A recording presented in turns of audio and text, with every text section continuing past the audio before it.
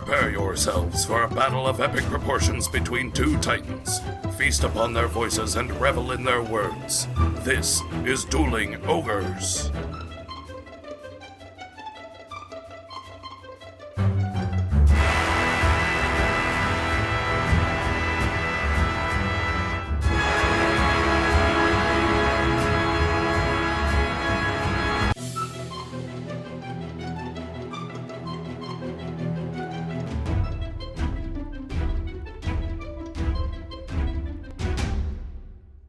Hello, Ogres, and welcome to episode 211. Thank you for joining us as always on this misinterpreted Thursday evening, Earth date April 22nd, 2021.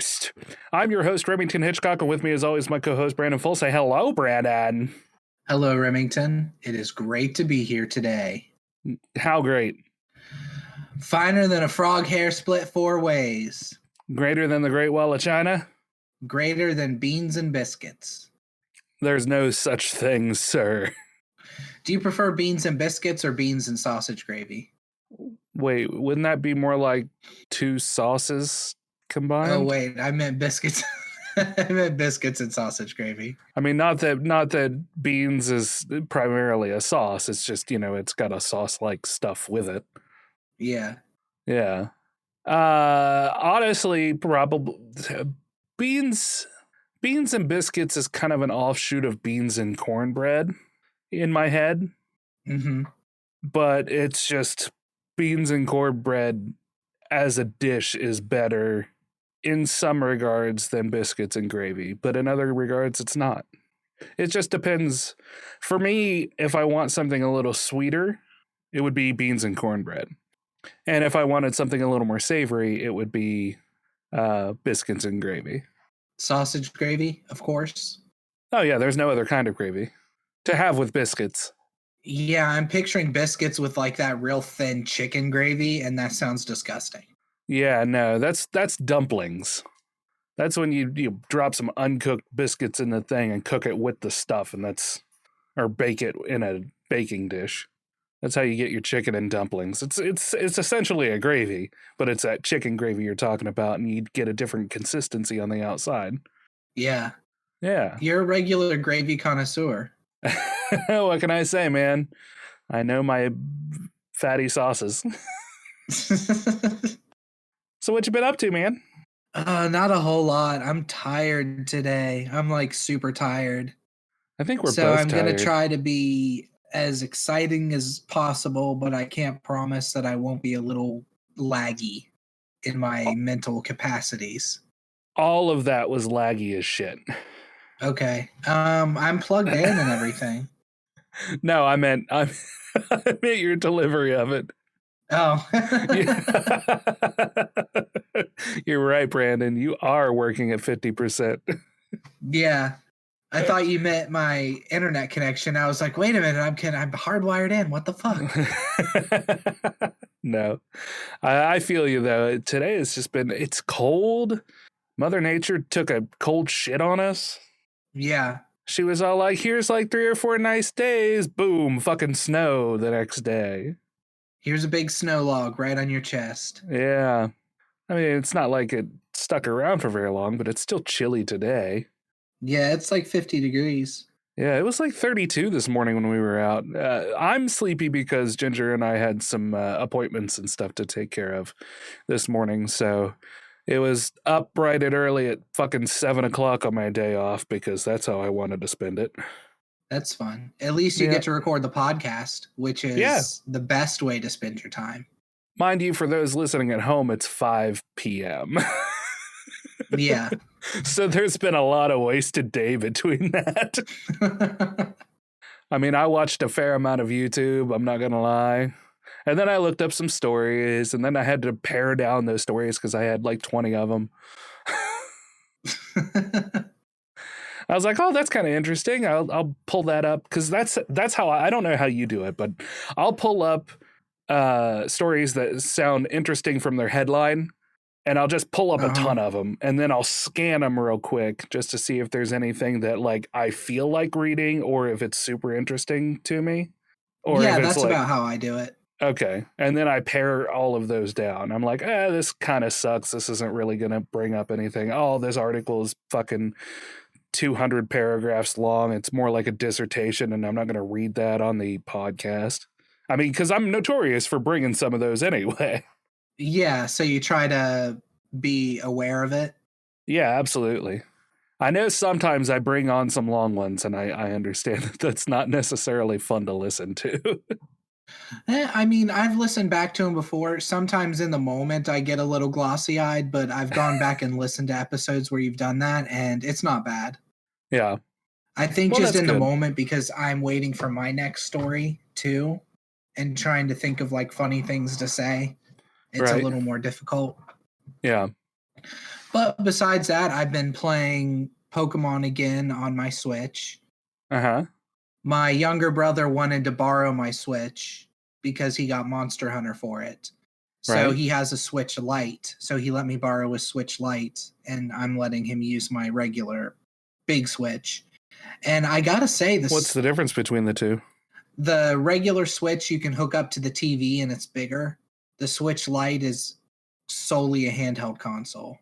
Oh, okay. So there's no output to hook it to TV.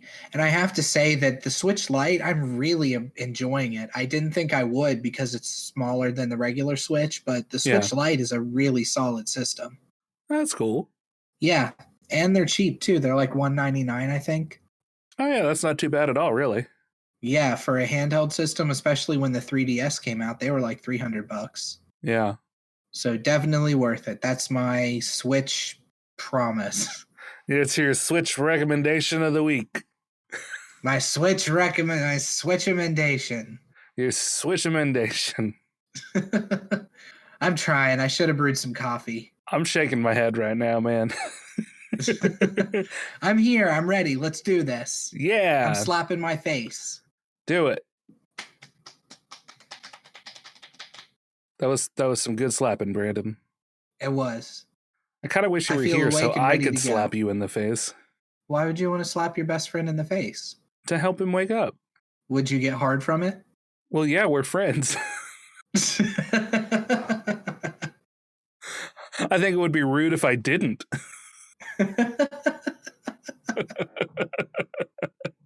Oh, geez. What have I been up to, you ask? Absolutely nothing. I was just about to ask that. Oh, Well, nothing? Not really, no. Man, I don't know. It's been weird. It's been weird and tough the past few weeks. Not like tough How in a so? not like tough in a way of like I'm tired of everything, just tough to get other things done that I want to get done. It seems like I just work and then come home and I'm just like, blah. You turn into a vampire? Yeah, blah, blah. What are you trying to get done that you haven't got done? Sucking the blood of the neighbor kids, and police get involved, and it gets real weird real fast. Then I Bram Stoker up the side of the house and turn my head around and, you know. You would think that it wouldn't be that big of a deal since they know where you live. Yeah, you'd think, but I mean, I still haven't got the pitchforks and torches yet. So I guess it's not that big of a... Well, yeah. I put the medieval mob on order about 3 weeks ago. So you ordered your own mob? Yeah, I mean they're coming from Transylvania, so there's a lot of stuff. It's kind of like one of those. Is it human trafficking? Not really, because they'll go back after they perform their mob tasks. Yeah, a lot of paperwork, a lot of red tape there. Yeah. Customs, it's a huge bitch because they're like, pitchforks, what are those for? You can't take those on an airplane. The pitchforks are for the chasing. Well, what about the torches? Yeah, that's whatever. It's close enough. What about the torches? The torches are for the lighting. We don't believe in electricity. Step into this room. Mamma mia! They just went Italian. Like we were close enough and you just pushed it over the edge. Everybody knew what we were doing. You just had to be meatballs. sure. I just want the listeners to know what we're doing for them. Yeah. And that's doing bad Italian accents. And guising them as bad Transylvanian accents. I would love to visit Transylvania, though. I think that'd be really cool to see the castle. Yeah, I just love to go to Europe in general. It would be cool. It would be cool. I totally had something I was going to say whenever you were talking about being a vampire, and I don't remember. Oh, yeah, I do remember. Speaking of vampires, I'm thinking of going back to school. I know I've told you off, Mike. Yeah. Yeah, I was looking at the robotics program at the local community college. I think that'd be pretty cool to try out. Yeah, that would be neat. So why robotics? What kind of turned you on to that? I don't know. It just seems like something that would be a lucrative profession, something I could get into and enjoy. I've always enjoyed robots. So I don't know. I would want to check out the program and see if it's for me because I'm not 100% sure. Yeah. But I don't know. I think it'd be fun. Yeah, could be. I just need something, dude. I need something in my life. Right. There's just nothing going on. No, there's only so much Pokemon a man can play. Listen, whoa. I know. I'm sorry. I just offended all the Pokemasters out there. You got a lot of nerve, son. I have Pokenerve. But yeah, I don't know. Like I said, I just need something. I feel like I'm spinning my wheels, treading water. Yeah. Other ways to say that. Right. I mean, it's a hard time to do things like and that's just it. There are people who are looking for people to hire because there are a lot of places that are, or because there are a lot of people that are just kind of choosing not to work in this pandemic thing. Yeah. And a lot of the jobs that are available are just like, just those kind of jobs, just the jobs. Like I've got a fella who works at one of the dollar stores and he's doing a job fair, but like, do you want to go work retail at a dollar store? I actually don't think the dollar store would be too bad. Well, it's not, but the long and the short of it is it's retail, it's not going to pay much. Yeah. You're at the bottom of the pay scale for that. Yeah, I mean, I have enough experience. I've been trying to apply at like office administrative positions and stuff, and I just am not getting calls back. And finally, my dad was like, maybe you're not as qualified as you think you are. I was Maybe. Like, well, fair. Maybe. If I'm not getting called back, then going to school is a really good choice. Like I've said this before. A lot of times it doesn't even matter what you got a degree in so long as you have a degree. Yeah, but that's an old school mindset because now jobs, even with degrees, are like they want years of experience too. Yes, to a certain degree, but they're still, when they're looking at that resume, especially for, middle tier jobs or better, they're looking to see if you've gone to school and completed it. Because the completion part is the kicker of it, because it shows that you actually stick up with stuff. Yeah, or stick with stuff. Yeah, exactly. So, even going for robotics or just doing what I did, and I mean, I'm lucky at the moment because the job that I got while I was in school is paying me pretty well, and I get pretty close to 40 hours. I mean, I'm not making $20 an hour or anything, but I'm also really comfortable with where I'm at, and I enjoy doing the work that I'm doing, and it still pays the bills. So, yeah, I mean, you can't complain about that. No, I mean, I'm notorious for just being content. That's true. I was going to say, you pretty much find contentment in just about any job you have. Yeah.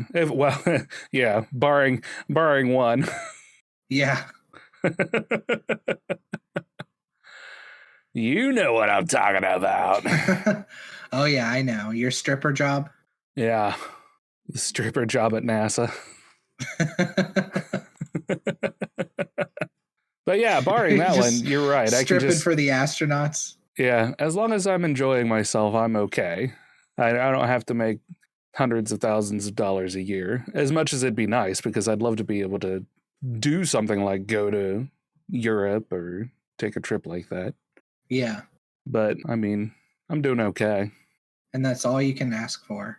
Yeah, even still, if I were to suddenly lose this job for whatever reason, now I have an actual degree that says, oh, he went to school, he finished something, that's an immediate green light on the resume. Let me ask you something about resumes. If you could juggle, would you put it on your resume? Only if the job that I was using that particular resume for would benefit from knowing that I juggled. What kind of job would you be applying for that would care that you could juggle? I don't know, something that involves really fine Juggling? eye-hand coordination or quick decision making. It's all about you. See, that's the difference between filling out an application and doing a resume. A resume you tailor for the job that you're applying to. You don't just spew all of your shit onto it and say, this is who I am. You pick and choose the places that you've worked at that are similar to the place that you're applying to. Your application is the one that handles all of your job experience. But if you're going that's to true. Yeah, if you're going to a place that they want a resume, then you definitely want that tailored to that specific job. Because an HR representative doesn't want to read through your work history. They just want to get to the brass tacks of what you can bring to the company. It's your elevator pitch. That's what your resume is. And for those of you who don't know what an elevator pitch is, you only have the amount of time that you're in an elevator with somebody. 30 seconds, maybe 45 seconds to sell them yourself. And that's what the resume is. They don't want to spend 3 or 4 minutes slogging through your garbage just to find a couple of gems that they're looking for. They want those gems right there, right in front of them, and say, oh, yeah, I want to get this guy because he has this and this. Yeah. It's definitely an important step if you're going that route. Yeah, I know we've talked about resumes a lot before. I feel like my resume is pretty good, but I go through Indeed, so it makes the resume look a little weird when you print it up. Mm-hmm. So I've been rebuilding my resume in Microsoft Word. Yeah, and that's really the best thing to do is actually build one out and keep a main template that has all of your stuff, and then have another one that is built off of that template where you take crap out. You take out the fluff, the stuff that doesn't pertain to that particular job. Mm-hmm. And then if you do a cover letter, which really you should, although some places will say, we don't want a cover letter, we just want your resume. But if you can do a cover letter, you should, and you should talk about just the specific things again, your elevator pitch, why you would be good for that job. Yeah. And it also shows, the cover letter is a good place to show that you've done a little research of your own on the job. You don't necessarily want to name drop, but if you're applying for a particular section in a company, you can say, I'm able to bring this to this department because of these skills. So just little drops like that show, oh, they've done a little research. They kind of know how our company is structured. Yeah, that makes sense. And that's always a little bit impressive to somebody who's looking at your resume. It's like, oh, okay, they've done some research. Ooh, they know about our secret company. Yeah. They know about the company picnic. I would bring lots of skills to that company picnic. I make a mean deviled eggs. Sir, you're hired. It's interesting to talk about this stuff. I always like talking about that stuff. Yeah, I know. I know we've done a couple episodes where we've talked about it, but you seem to really flourish whenever we talk about resumes. Whenever we talk about boring minutia, you seem to enjoy it. Speaking of boring minutia, should we get to the stories? Yeah, let's jump in. So I have some that I'm intrigued by to start off with, but they may not be super interesting. Okay.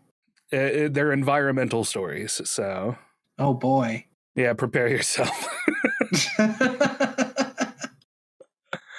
So of course, now of course this is going to borderline on political because it's always politicized, but of course, with Biden gaining the presidency, we have been rejoining the Paris Climate Agreement.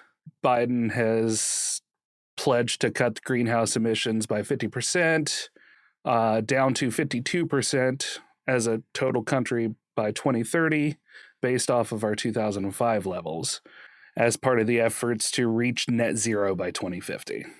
Aren't we like in a crisis right now?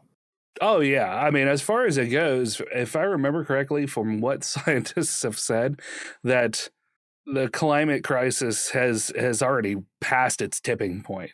Like, Yeah. they're not entirely sure that if anything we do will be able to stem or reverse the climate change effect that human beings have had on this planet. And yeah, this is so ideally having it end in 29 years is not a long time, or Yeah. is too long of time for what's going on. I mean, yeah, but also this is what's interesting to me. So, climate scientists claim that cutting planet heat emissions by half are crucial if the world is to meet the Paris Agreement's goals of limiting global warming to 1.5 degrees Celsius. Though the new target is among the most ambitious set by a U.S. administration, it falls short of promises made by other nations. The European Union, for example, has pledged to cut emissions by at least 55% by 2030, while the UK is aiming for 68% reduction by 2030 and a 78% reduction by 2035. So what I've kind of found interesting about the story is that particular point right there. So the European Union has 27 members, 27 countries. If you go to europa.eu, europa.eu,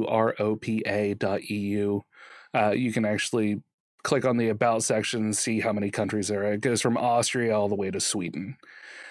That's still 27 countries, many of which are not bigger than many of our states. So I think when we're talking about the United States and their greenhouse gas emissions, I think it's important to keep in mind the scale and the structure of our country. Yeah, that's true.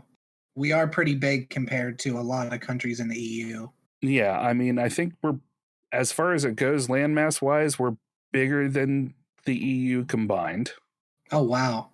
We have, or at least pretty close to it. We have 50 states versus the 27 that are in the European Union. And all of those states, much like the countries in the EU, work autonomously to a certain extent from the US government. Yeah, that's true. So it's interesting to see this, in my opinion, it's good that I like the idea of watching out for our environment. Absolutely. I mean, I'm not composting all of my crap, or I'm by no means, detracting from the overall problem in my everyday life, but I do try to recycle and, try not to be super wasteful of things. Yeah, you're aware of it anyway. Yeah, but I also am not the kind of person who's willing to go to the extreme of living off the grid and farming my own stuff and raising chickens. Yeah. Stuff like that. Would you buy an electric car if you had the money for it? Yes, I would. I think I would too. My parents have an electric car or a hybrid car, and it drives so smooth. It's crazy. Yeah, isn't it though? I've ridden in a couple of those. Oh, well, look at you with your car riding experience. There's a fella around here who has, I don't remember what it is, but it was one of the first, relatively expensive electric cars. Not that they're particularly cheap in any way, but He went from 0 to 60 in a parking lot one day.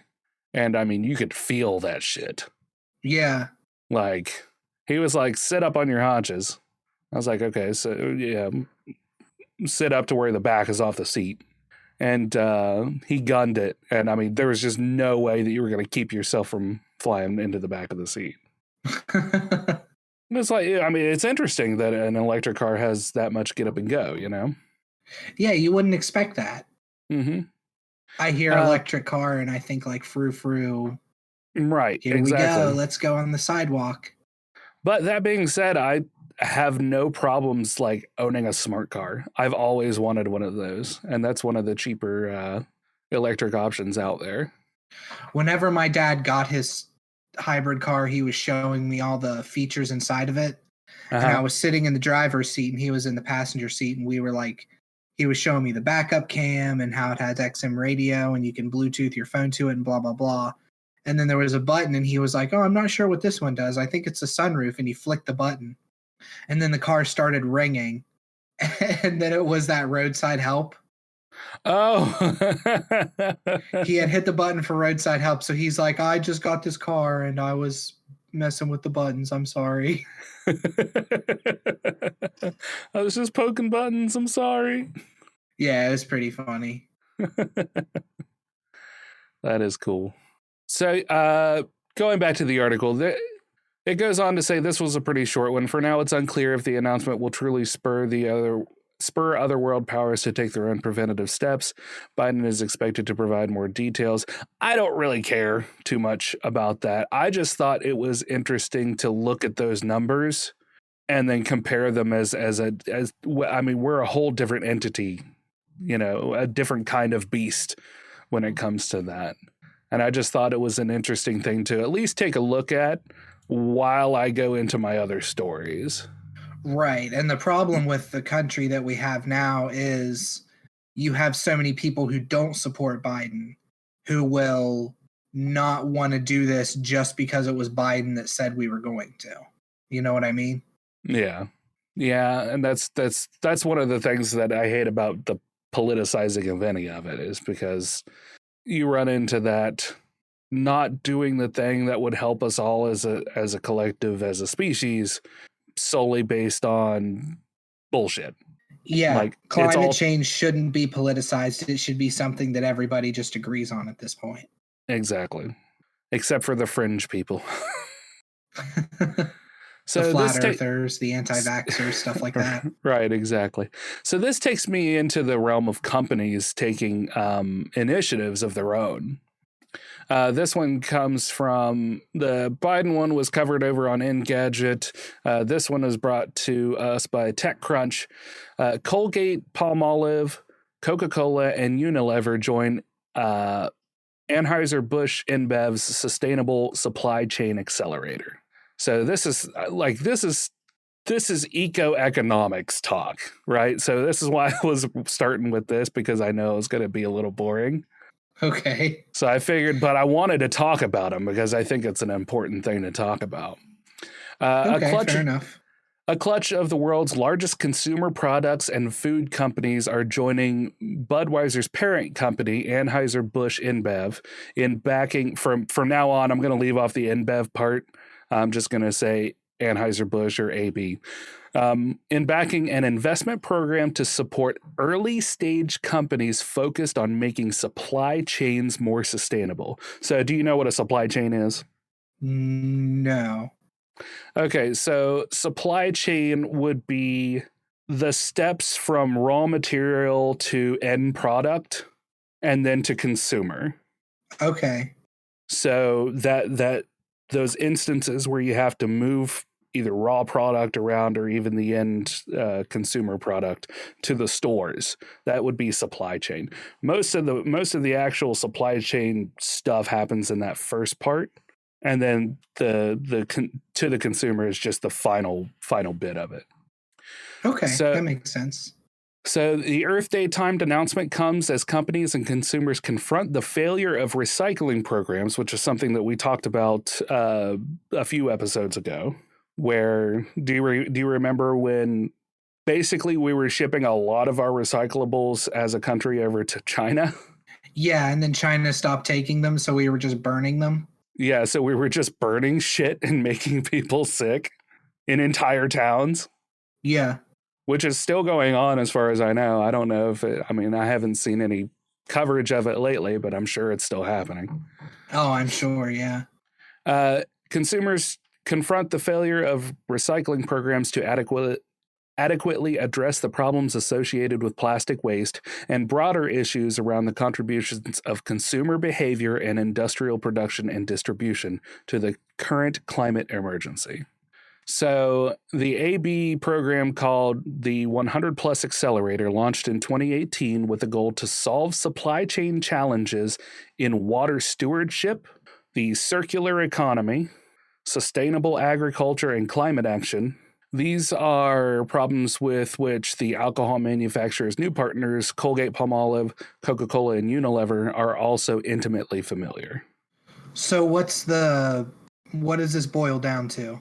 So the long and the short of it is they have a program basically set up that is backing up and investing in making these supply chains more economically and ecologically stable.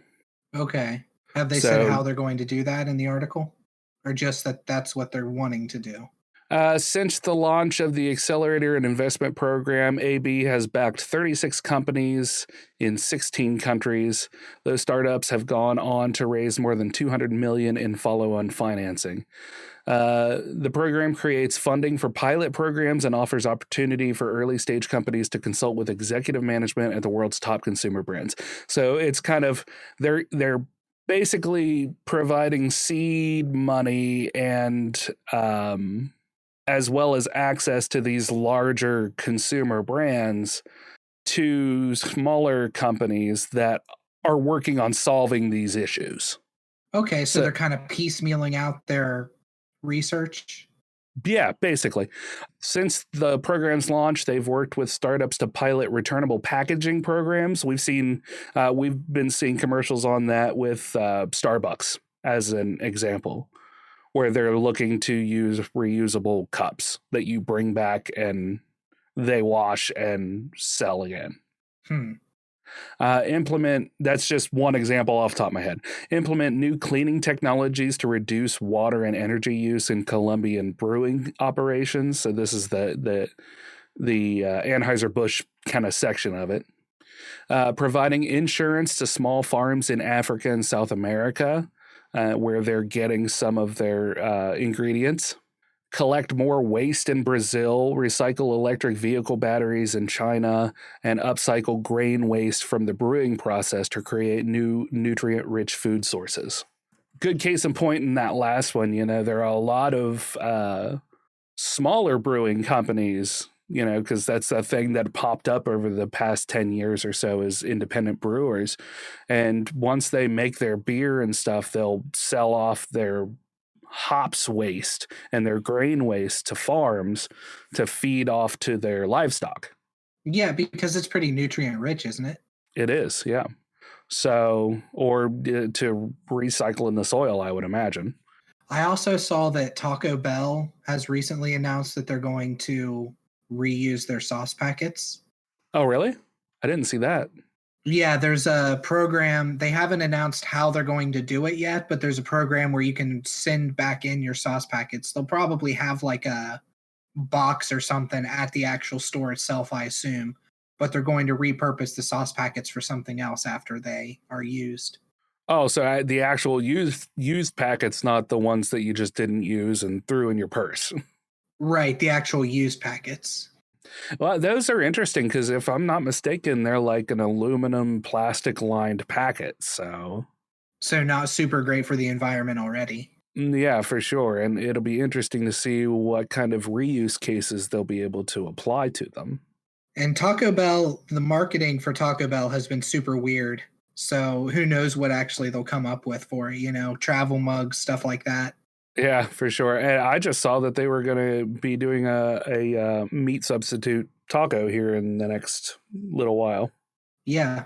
So that's all interesting as well. And another part of this just climate and ecology thing that we're looking at. So to roll this one out, as pressures from outside investors and regulators mount, companies are beginning to shift their attention to focus on ways to make their industrial processes more sustainable.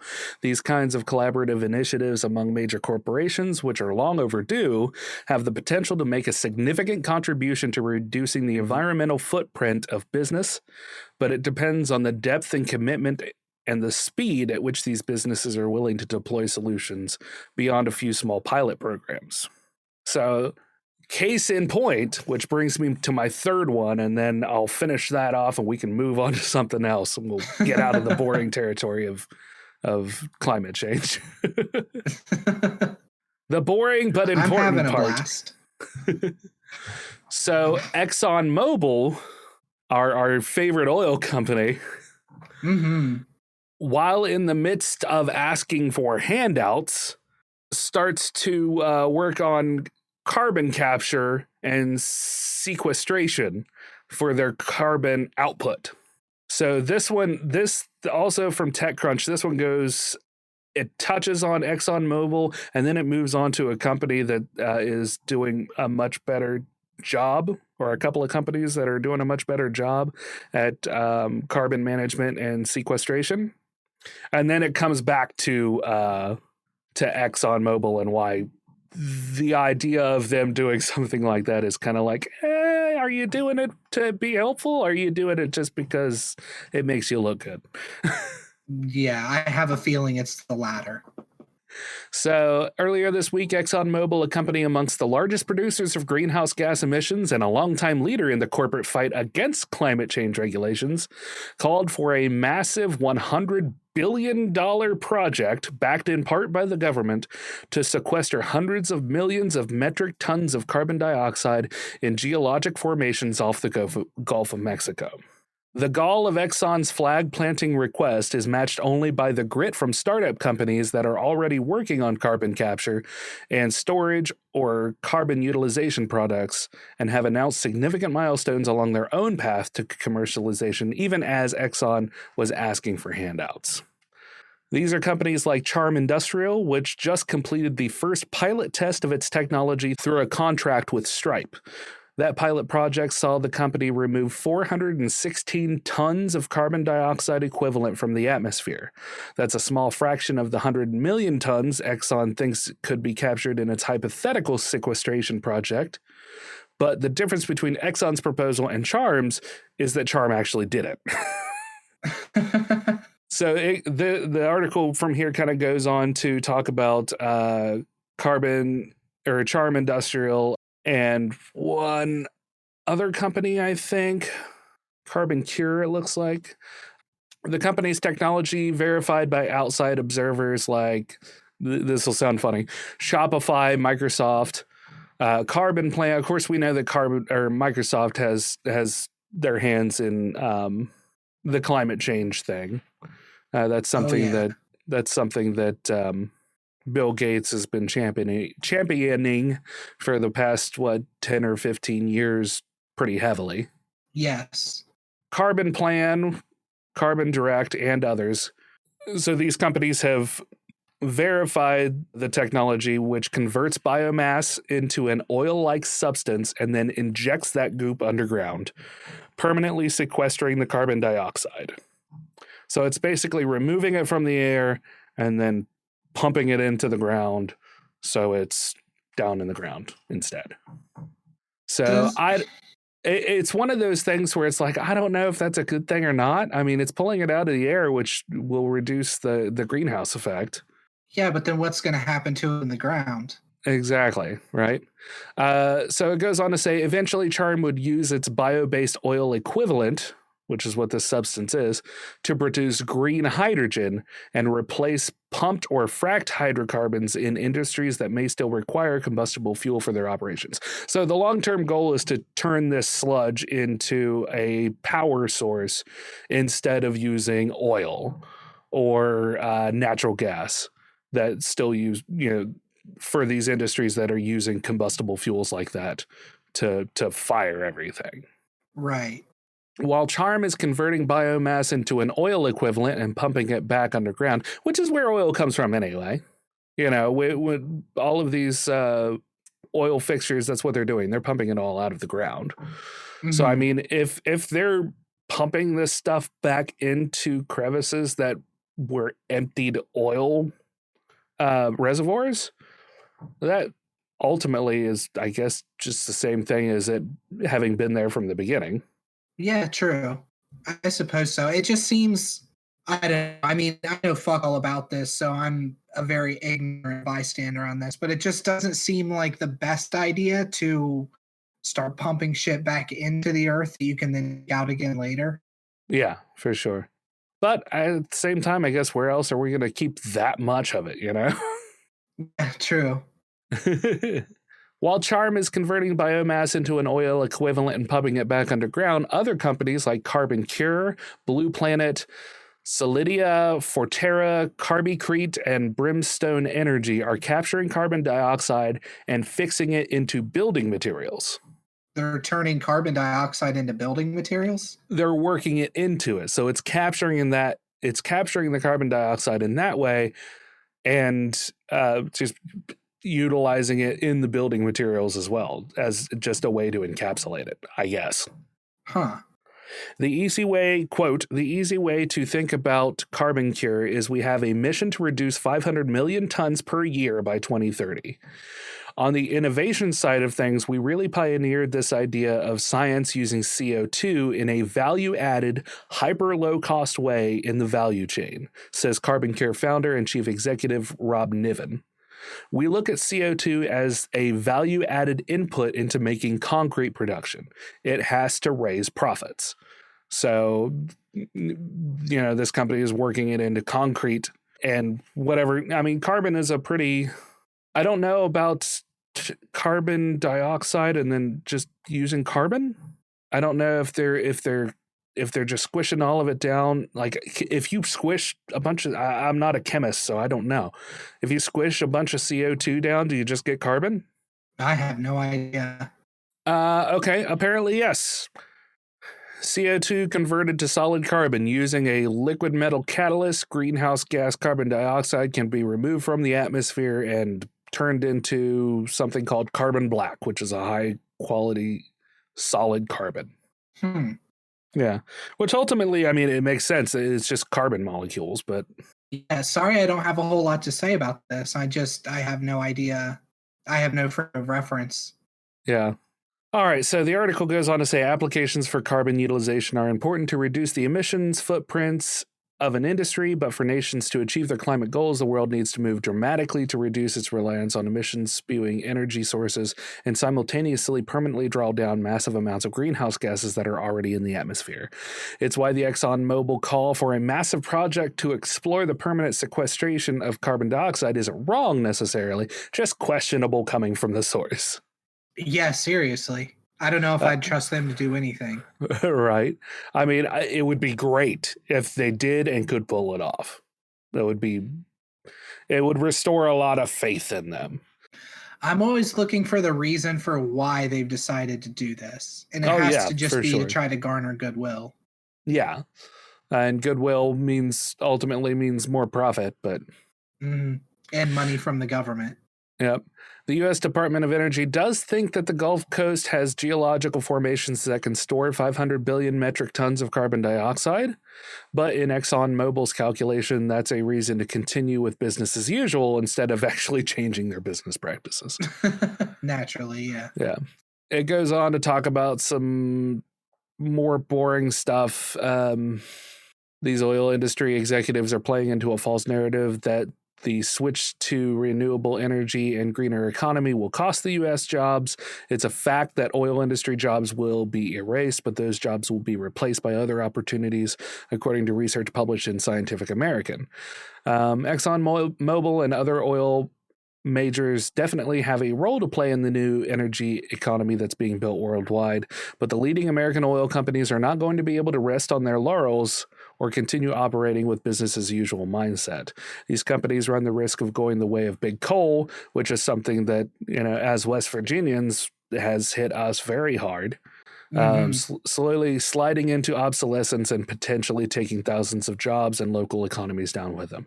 And that's something, if you're listening to us from other parts of the country or even other parts in the world, West Virginia was built on the back of coal, and we have been hoisted upon the petard of coal as well.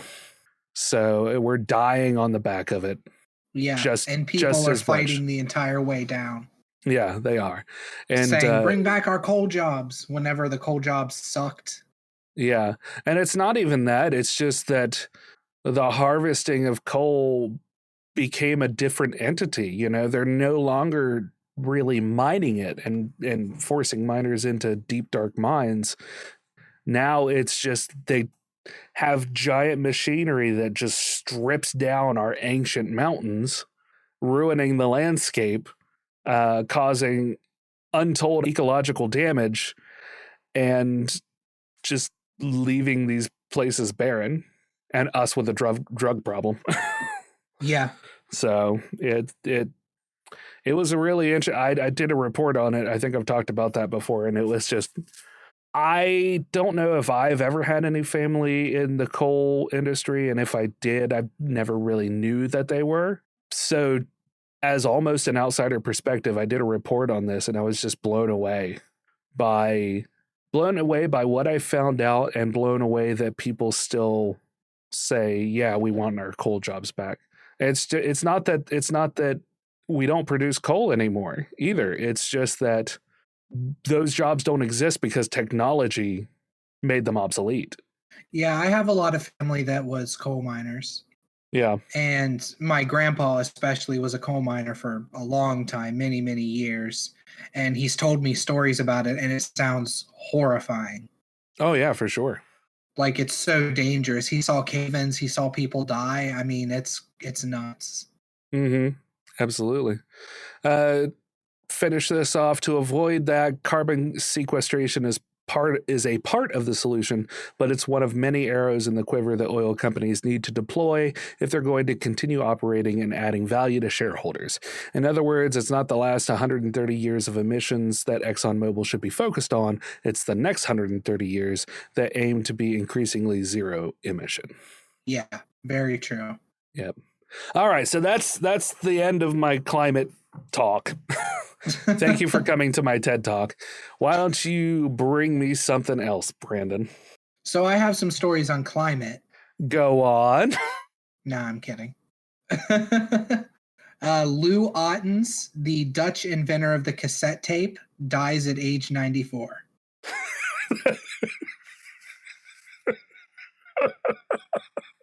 Another oil-based product. Yeah. He took on the...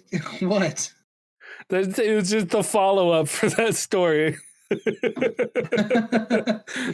didn't have a real great segue. No, there was no segue to be had for sure. I'm sure. I don't know what kind of stories you have, but still, it was just the inventor of the tape died. I thought it was interesting. It's definitely interesting. It's a part of our heritage. You know, we're in our mid late 30s, and cassette tapes were a thing that we had when we were kids.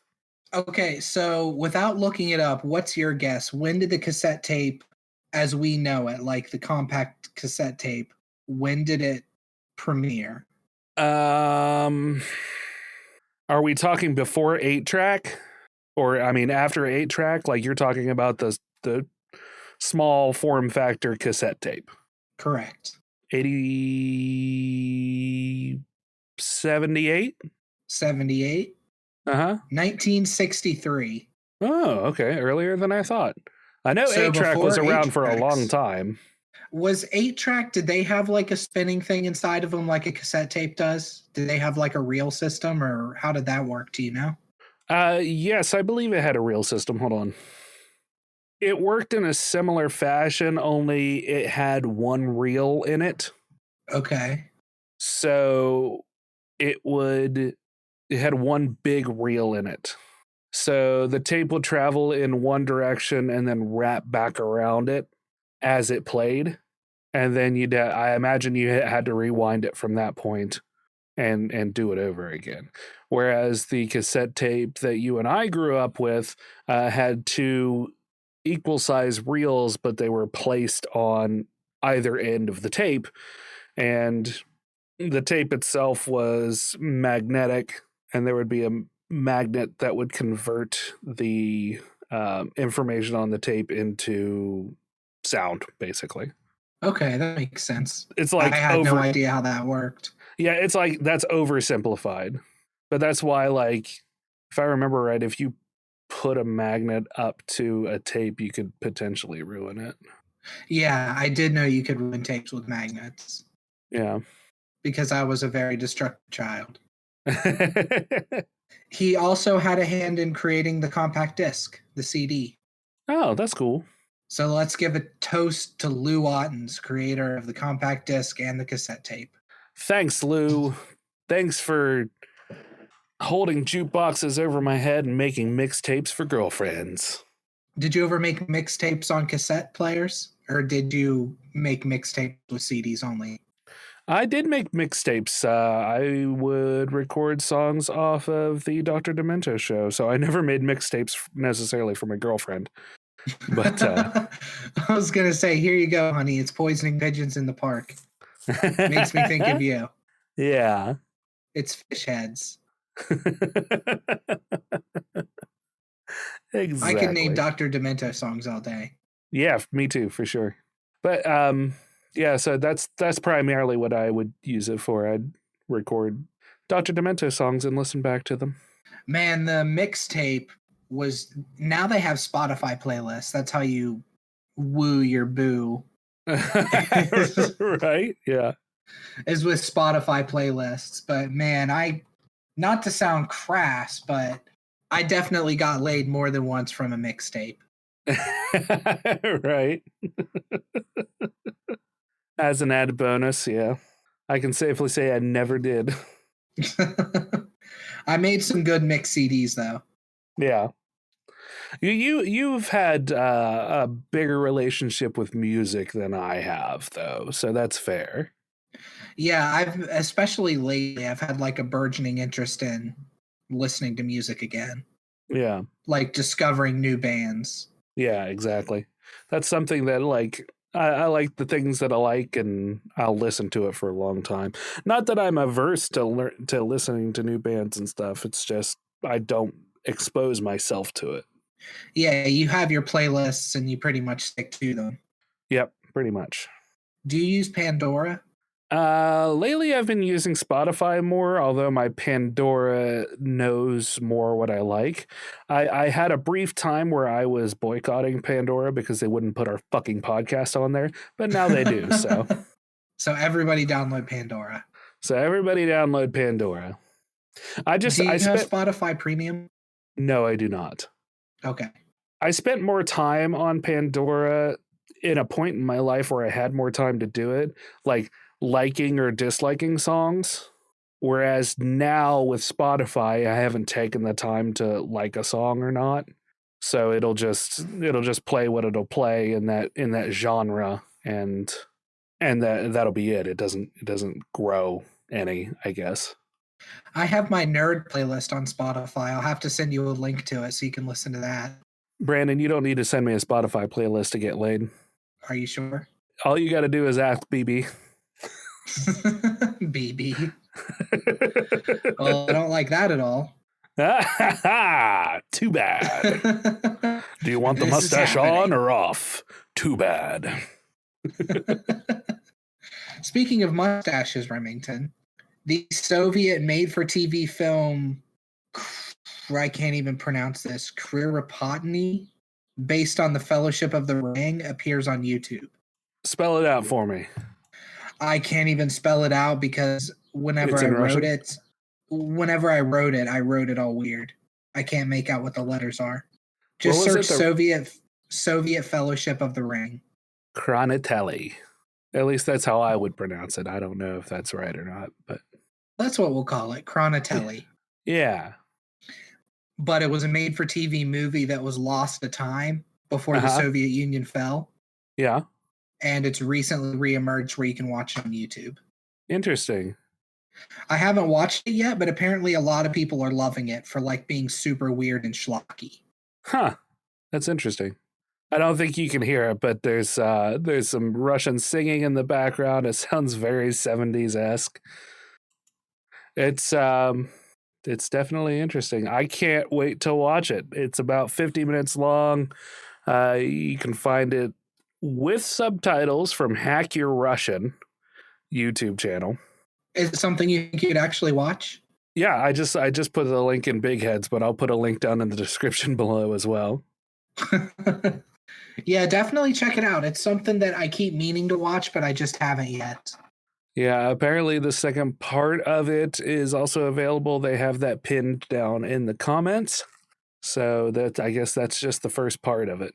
That's really cool. Yeah, I thought that was an exciting story. That one came from either Mumfrey or Viscount Terry W. over in the second. I don't remember who. Oh, really? Yeah, one of them sent me the link. So I apologize if it was you, and I don't remember who, but one of the two of them sent it to me. Yeah, well, I mean, at least you got your bases covered.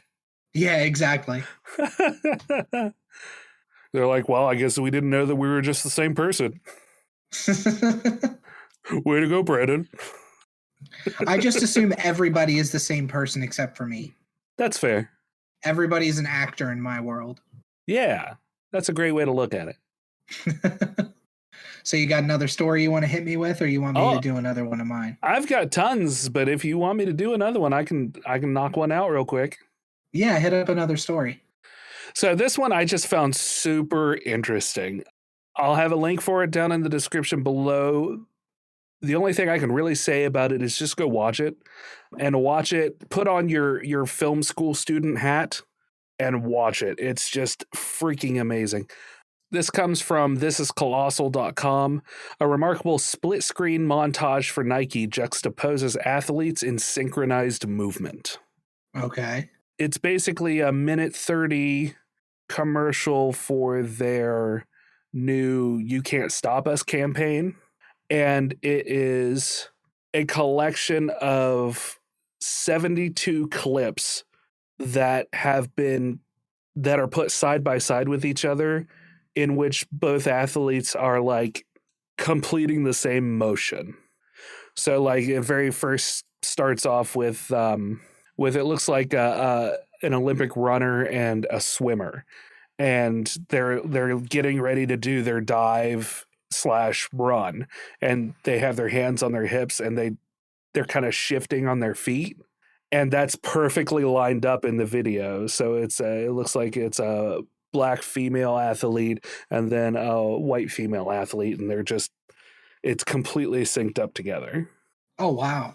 Yeah, and they do this through the entire, let me put the link in here so you can actually look at it, just so you can know what I'm talking about. It's in Big Heads. Oh, that's really neat. Yeah. I don't know, I might even use a screen cap or something from that for the main thumbnail picture. I'm not sure. Even though this will be just a passing story, I love the idea of it. What is it you love about it so much? I just love the cinematography of it, because it does it so flawlessly throughout pretty much the entire video of these different athletes overcoming their own obstacles or having a moment, and the idea that they're so one in their difference. One of the taglines is, when things aren't fair, we'll come together for change. That's the message behind an impeccably edited video montage by Whedon and Kennedy. Created for Nike's You Can't Stop Us campaign, the split screen compilation follows through 72 clips of individual athletes and teams from 24 different sports who run, flip, and dive across the screen, shifting from the court and the beach to the mat and the street in seamless movement. Yeah, I'm watching it now while you're talking about it. It's really cool. Yeah. So I don't know. Like I said, it's a short story. I just thought the cinematography in it was absolutely beautiful and brilliant and impeccably executed. Yeah, I agree. To steal their word, impeccably, because there's no other better word for it. Like, that's exactly what it is. Yeah, it's very well edited. I would give it an impeccable as well. Yeah. Speaking of impeccable, Remington. Uh-huh. Because I'm going to keep on with this kind of segue of saying speaking with or speaking of. Hey, I'm okay with it. Godzilla vs. Kong is the highest grossing U.S. movie of the pandemic, Oh, bringing in $69.5 million domestically, surpassing Tenet's $58.4 million. It also pulled in $288.3 million overseas for a worldwide total of $357.8 million. wow, that's really impressive for a kaiju movie. Yeah, especially one, and that's just the theater numbers. That's not counting what they got from HBO Max. Oh, really? Because it came out on HBO Max as well. Yeah, that's just the in-theater numbers. Wow, that's impressive. It was a big movie. It's one I would totally love to watch. I've heard mixed reviews. I know Kevin said that it was kind of okay. Buck said it was all right. Yeah. But I think it looks really fun. I feel like you've always kind of been a closet fan of those big monster movies. I do. I haven't seen a lot of them, but anytime I see one, I'm like, man, that was pretty cool. Right, yeah. I like seeing monsters destroying shit. Yeah. Is Godzilla vs. Kong a movie you care about at all that you would watch? I mean, if I were sat in front of it, I would watch it. I could but say it's not that one you would go out of your way to watch. Yeah, I kind of feel like it's the same thing for Pacific Rim, where I'm not going to go out of my way to watch it, but if it came on, I'd be like, oh yeah, I kind of wanted to see this. Pacific Rim is good, man. You should watch it. Yeah, I mean that's what I've heard, and if I'm not mistaken, wasn't there gonna be like a crossover for Pacific Rim and like Godzilla? Yeah, we talked about this just a couple episodes ago. There was the creator or writer of Pacific Rim said that he was working on a crossover between Pacific Rim, Godzilla, and King Kong. Yeah. But it kind of fell through. Oh, okay. I knew we had talked about it. I just couldn't remember exactly what it was. So yeah, it's I don't know. I was trying to find something to say, and my brain was just like, "Sleepy, you have nothing to say." Speaking of Japanese monsters, Brandon. Okay. And Japan in particular. Apparently, the Olympics gets a virtual sports tie-in event. This is coming from Kotaku.com. It's not quite esports in the Olympics, but the International Olympics Committee, heretofore known as the IOC, will host a virtual sports event May 13th through June 23rd, tied to the upcoming Olympic Games in Tokyo. So there's your connection there. Japan, Tokyo. Monsters. And the monster is the Olympics. And the monster is the Olympics, because the Olympics are known for ruining places that they were. Mm-hmm. So it's not exactly, I'm gonna really shorten this up. It's not exactly all video games in the truest sense, but they are working on including video games like Konami's eBaseball, Powerful Pro Baseball 2020, a sailing game called Virtual Regatta, Gran Turismo motor racing, bike racing platform Zwift. It's basically games that are virtual and simulation sports. Okay. So it's specifically sports games? Yeah. So produced by DreamHack Sports Games, the Olympic Virtual Series will be the first ever Olympic licensed event for physical and non-physical virtual sports, according to the IOC's press release. Players will be able to compete in the events for possible prizes. The Olympic Virtual Series, or OVS, creates a stage to connect the physical sporting world with the virtual and simulation sports game community, providing an opportunity to engage with the Olympic movement, the IOC wrote. Each international sports federation will offer its corresponding event in a format that maximizes online mass participation and prioritizes inclusivity and participation through the OVS. The mass participation series allows participants around the world to compete from home or their training facilities in order to generate excitement in the build up to the Olympic Games Tokyo 2020. So do you think really cool? It's definitely a cool concept. Do you think it'll actually move people to kind of care about the Olympics? I don't think this will make people care about the Olympics, but I thought people pretty much do care about the Olympics. I thought they were pretty popular. So this is kind of where the article goes off the rail a little bit for me. I have a fundamental problem with somebody who's writing an article, and as soon as they use a personal pronoun like me or I immediately lose respect for the article. Okay. Just because Weird it's not flex. what I know, right? But it's one of those things where you're putting out even a piece that has some opinion or conjecture in it should be kind of backed up, which they do have it backed up, citing different articles here that you can click on, but also should be devoid of personal pronouns. So the last paragraph in this: the Olympics could definitely stand to, quote, generate excitement. Last year's postponed event is set to go ahead in Tokyo this summer, despite the fact that the coronavirus is still very much happening all over the world. Recently, the IOC decided to stick to a ban on athletes taking a knee or protesting from the podium. The games wreak havoc on their host cities, which is something that they have linked in the article, and the coronavirus is on the rise in Japan, which is linked to another article. And all these details make it hard for me to see this year's games as anything other than a very bad idea. So there's the personal pronoun conjecture that drives me nuts. The author of this, Riley, could have easily left out the me and it would have been fine. The for me. Riley could have said, and all these details make it hard to see this year's games as anything other than a very bad idea, and I would have been okay. I know it's petty and it's personal, and I just had to throw it out there. Drives me nuts. Yeah, you just had to let the internet know what bothers you. Exactly, because it's the internet. But overall, it seems interest in the Olympics is waning, and the IOC is trying to claw it back here, especially among young people.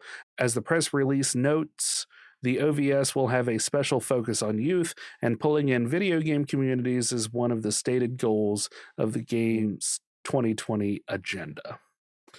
Which I feel like if they're going to start, I think there's still some conjecture on whether playing video games at a top tier is considered a sport. But most people who do it and watch it, know that there's a ton of practice and time that goes into it. You do need to keep your body in a certain physical condition. You're risking your health by being a professional gamer as well. In some instances, absolutely. carpal tunnel from using controllers or keyboards, eye strain, poor sitting positions, that sort of thing, not moving around enough. All of these things chalk up to potential injuries. Mm-hmm. And injuries that'll take you out of competition. So on paper, there's really no difference than doing that or, tearing your Achilles tendon if you're a runner. Yeah, I would say that esports are definitely sports. I wouldn't look down on them at all and be like, oh, well, they're not actually doing anything, because they are. Yeah. So I think if the Olympics are going to start trying to work some video games in, they might as well just open it up and say, all of these esports are recognized as a sport and we're going to incorporate them into the games. Yeah. Do you think that would bring more people in to watch them? I think if they landed a good currently trending game to do it with, yeah. And I think that may in part be part of the problem with letting esports in, is that there's so many different games that you could play, Yeah. Call of Duty, Overwatch, any of like the first person, third person shooters, League of Legends, Apex Legends. Yeah, anything that you're pitting team against team. Although it would be super hilarious if they had Olympic level speedruns. That would be neat. Do you ever watch speedruns? The GDQs? I've seen some here and there. I don't go out of my way to watch them, but occasionally if somebody's talking about them, I'll pop over and I'll watch them for a little bit. Mm-hmm. And it interesting. It's impressive. It is. Yeah, it's fun to watch, and it's fun to watch somebody have that kind of skill, especially playing some of those crazy homebrew Mario levels when they're doing that. Oh yeah. Because it's not just the creativeness of the person who designed the level, but it's also the tiny little things that person thought about to put into the level, and then how the person playing it is executing to a fine degree. Jumping on a block that's just far enough away. Yeah, it's interesting for sure. And then doing that while that block is invisible. I hate to talk about coronavirus pandemic stuff, but I have one story about that. Oh, Brandon. I know. Go ahead. So there's been a lot of big changes we've seen in the past year from the pandemic, from wearing masks to no social gatherings and stuff like that. Mm-hmm. And companies are trying to keep up. And there's been a couple shortages lately. And the two shortages I saw that I thought were the most interesting is there's a ketchup shortage. Okay. And there's a garden gnome shortage. A garden gnome shortage? Yes, a garden gnome shortage. Okay. Apparently partially because the Suez Canal was blocked. Okay. So they weren't able to bring over all the stuff that you make garden gnomes out of. And then there's also been a shortage of the raw materials to make garden gnomes. Coupled with people starting to farm from home or make their own gardens, garden gnomes are the need for garden gnomes way outweighs the supply of garden gnomes right now. Supply and demand is a really weird thing, isn't it? Yes, it is. And then the ketchup is because so many people were getting takeout that Heinz couldn't keep up with making disposable ketchup packets. Right. Which, to that end, I just say, I feel like a lot of people just buy their ketchup at the store, and then they'll just use that if you don't provide them with ketchup packets in their meal. Well, that's where the problem comes in, because restaurants can't get disposable ketchup packets. So what they're doing is they're buying ketchup from the store and then filling up little to-go ramekins with it and sending that, which is leading also to the shortage of restaurants buying ketchup in huge amounts of bulk from stores. Yeah, one of those things you wouldn't think about, especially the garden gnomes. Yeah, ketchup and garden gnomes. Well, I never thought I'd see the day that I couldn't go down to Lowe's and get a garden gnome. Coincidentally, we were just at Lowe's the other day, and I saw that they had some garden gnomes. Oh, really? Yeah, so you should have bought them and sold them on the secondary. I must have. I should have. Maybe I'll do that before they close tonight. I'm gonna flip some garden gnomes. Ketchup, as far as ketchup goes, it's a garbage condiment anyway. So right. I don't really care that it's harder to find. Yeah, for sure. Just buy your own goddamn tomatoes, mix some vinegar in with it, and bingo bango. You're done. People making their own ketchup. That's disgusting. Listen, I think if I went over to somebody's house and they were like, hey, do you want to try my homemade ketchup? I'd be like, oh, no, thank you. Not remotely want to try homemade ketchup. What do you got against ketchup? I mean, I'll use ketchup with fries, but that's about it. Really? Maybe scrambled eggs. Ketchup on scrambled eggs is good, but yeah, I just don't want to try homemade ketchup. That's my real problem. Homemade ketchup sounds gross. One of these random days, I'm gonna have you try some of my homemade ketchup. Do you make homemade ketchup? I will now, by God. Brandon, try it. Just try it. Oh, I'll bring it over in a fucking Heinz bottle. You'll never know. I happen to have a cleaned out Heinz bottle up in my cabinet, so. I mean, now if you show up with a random bottle of Heinz ketchup to give it to me, I'm going to know that it's homemade ketchup. It'll be like a year from now. You'll fucking forget. How are you going to dress it up? You'll never remember we had this conversation. How are you going to sell to me that you're just randomly bringing over a bottle of ketchup for me? I'll make some fucking hot dogs or something. Ketchup is not good on hot dogs. I'll make some fries that go along with it. Okay, there we go. I'll bring the hot dogs and you'll be like, I don't even like ketchup on hot dogs. And I'll be like, oh shit, yeah, I forgot about that. Well, here you go. You can just have this. And then you'll be like, oh, thanks, man. I'll use it on some fries later. And then bam. And then bingo bango? Yeah. And then bam, you'll get it. And then you'll be fucking homemade ketchuped, fool. I imagine you screaming that at me after I take the first tiny little bite of that ketchup. You've been homemade ketchup, fool! Why are you yelling at me? Because you hate ketchup! Ah!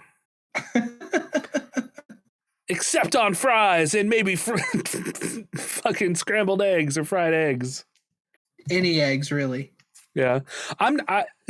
My initial thought when you said that too was to kind of go ooh, just because I never thought that I'd be okay with ketchup on eggs. Mm-hmm. But I have tried it and it's okay. It's not the first thing that I'd reach for to put on my eggs. But I have had it happen before where I've got ketchup on my eggs and it's been fine. Yeah, it's not bad at all. Yeah. I mean, I don't go out of my way. If I don't have ketchup, I'm not shaking my fist at the sky like, why, God, why would you forsake me? Right. I just make it work with what I have. As far as putting things on my eggs go, it's probably going to be hot sauce, which is tomato-based a lot of times anyway, so. Yeah. Sriracha is pretty good. Yeah, sriracha on eggs or I've fallen in love with Cholula. What is that? It's a relatively mild hot sauce where sriracha has a sort of sweet and tanginess to it almost. I mean, yeah, they call it Asian ketchup for Christ's sake. Who is they? The general populace. Okay, fair enough. You've never heard it called that before? No, I've never heard it called Asian ketchup. Yeah, for sure. Anyway, Cholula is just I would equate it to Tabasco sauce, but it doesn't have quite that vinegary punch that Tabasco does. Is it as spicy as Tabasco? I would say so. Maybe just a little bit less. Mm-hmm. But it has a far better taste profile in my preference. See, if you brought me over Cholula, that would be something different. I would definitely try that. Yeah. I'd smear a hot dog in Cholula all day. Are you a hot sauce fan? Yeah, I like hot sauce. I like mild hot sauces, though. Oh, yeah. So, yeah, Cholula would probably be right up your alley then. Yeah, I don't want them burning my mouth. I want to be able to taste what they put in the hot sauce. Yeah, for sure. All right, let's move on, Brandon. All right. You want to go? Sure. I've got a little bit of space news. What you got for me, Rem? I'm waiting with bated breath. It's just one. It's just one space news. Oh, thank God. Not space news is, just one space news. Space new. Space new. There's no south. In a technological first, NASA has made a sip of breathable air on Mars. They've made a sip of breathable air on Mars? Mm-hmm. What does that mean? So, an experiment on board the Mars Perseverance rover designed to produce breathable oxygen from carbon dioxide has been switched on and is working. Oh, so now they know it works in tests anyway that they can create small amounts of breathable air? Uh-huh. So on April 20th, it produced 5 grams of oxygen. Not a huge amount, but it's designed to make as much as 10 grams per hour.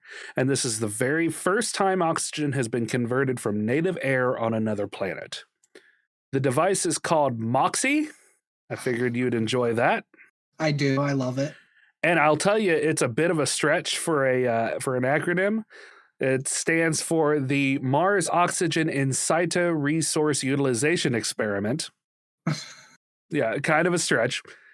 And it's small. It's only about 9 inches by 9 inches by 12 inches, roughly. They list it in centimeters. That's 24 by 24 by 31 for anybody who doesn't use the Lord's measurements. The Lord's measurements. Yeah. Which they equate to about the size of a toaster oven or an internal combustion car battery. It has a mass of 17 kilograms, meaning it weighs just about 14 pounds on the surface of Mars. The complete arbitrary conversion of the weight from kilograms to pounds on Mars. 17 kilograms is actually 37 pounds here on Earth. About 37 and a half. So... Okay. So it weighs about half that on Mars, a little less than half that on Mars.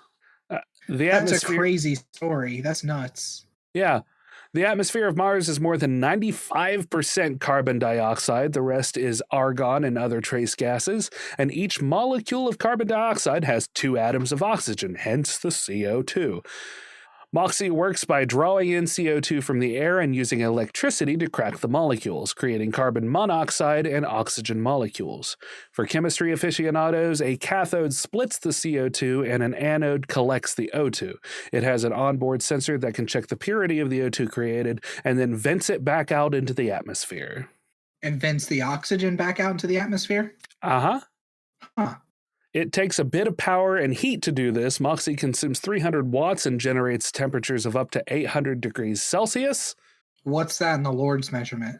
That would be almost 1,500 degrees Fahrenheit. Jesus. Yeah, super hot. That's a hot-ass drone. It's very carefully designed to vent that heat in a way that doesn't damage anything else on the rover, and it's also insulated so waste heat doesn't cause any issues either. The reason for all of this is somewhat obvious. Humans need oxygen to live. We consume about 850 grams of oxygen a day as we breathe, or roughly 300 kilos a year, which is about 700 pounds. 700 pounds of oxygen that you breathe in a year. Moxie by itself can't produce that much, but again, it's not designed to actually do that. It's just to make sure that the tech works. Still, just 4 Moxies could keep a human breathing on Mars. That first amount it made, 5 grams, is enough for about 10 minutes worth of breathable air for a single person. Oh, wow. Yeah. Did it say how long it took it to create that much air? No, I don't think it does talk about how long it did it. I said, 10 grams per hour. Okay. So that equates to, 6 grams every 10 minutes, right? Yeah, 6 grams every 10 minutes. Sure, I don't know. Because it would be 60 minutes divided by 10 grams, so that'd be 6. No, if it was 6 grams per 10 minutes, then at 20 minutes it would already be at 12 grams. Hold on. Fuck, how do I math? 2 grams per minute. Oh, 6 grams per 10 minutes. It'd be 2 grams per 10 minutes. No, I'm wrong too. I don't know. Yeah, hold on. It makes 10 grams per hour. So it'd be 10 divided by 60, not 60 divided by 10. It would make almost 0.2 grams per minute. Okay. That's how that works. I was like, that's not right. My math is not right. That's not how that works. I was going to say that sounded really wrong, but I didn't know enough to fix it. So what was the question that you asked? I was curious whether one rover could create enough air to support a human by itself. I know you said 2 rovers could do it, or 4 rovers could do it, I think you said. 4 Moxies could do it. So but it's creating enough air in an hour. It's creating enough air in an hour to give air for 10 minutes to a human. To give about 20 minutes to a human. So 5 grams is enough for 10 minutes, so it can make up to 10 grams per hour. So for every hour that it's on, it would make 10 minutes worth of, or 20 minutes worth of breathable air. Okay. There we go. We finally got there. That's going to be a lot easier, and it's going to sound a lot nicer in editing, but we struggled there for a minute, everybody. Yeah, we did. Listen, cocaine is a hell of a drug. Anyway, O2 is far more useful than just keeping bags of animated meat walking around. It's also a necessary component of rocket propellant. In that case, a lot more is needed. It takes roughly 6 tons of O2 per astronaut for a rocket to get off of Mars and into space, assuming that that's the type of propellant NASA is looking at for future missions. Taking that much oxygen to Mars is difficult, so being able to make it in situ, which just is fucking Latin for on site. I don't know why he keeps... just because it's in the rover name, I guess. Making it on site is critical to human exploration. Even if some future super Moxie weighs several tons, it would still be better in the long run to send that machine to Mars to make the air. They're going to test the Moxie device in different conditions during hot and cold. Mars has seasons with wild temperature swings over the course of the day and a year, depending on the rover's location. So it's important to see how Moxie behaves under these conditions. That's really crazy that we have breathable air on Mars. Yeah. I mean, even in such a small amount, we still have breathable air on Mars, technically. Yeah, it's really neat. And you would still need nitrogen or some other inert gas to make up the rest of the air there, something that we'd be able to breathe. Because really, there's not that much oxygen in the air we breathe. It's mostly nitrogen. Yeah.